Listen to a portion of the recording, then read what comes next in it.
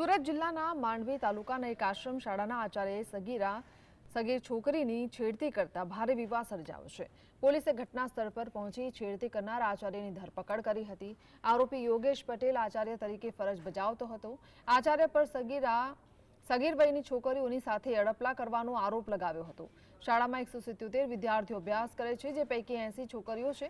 આદિવાસી સંગઠનના આગેવાનો આ મામલામાં ફાસ્ટ ટ્રેક કોર્ટમાં કેસ ચલાવી ન્યાયિક તપાસ કરવામાં આવે તેવી માંગ કરી રહ્યા છે। મેં એવું કહેવા માંગીએ છીએ અમારો આદિવાસી સમાજ કે હાલમાં જ દાહોદમાં પણ આવી ઘટના બની અને તે પણ એક ત્યાંના આચાર્ય દ્વારા। તો અહીંયા પણ માંડવી તાલુકા સુરત જિલ્લાના માંડવી તાલુકાના નરેણ ગામમાં પણ આવી ઘટના બની છે આશ્રમ શાળામાં, અને તે પણ એક આચાર્ય દ્વારા।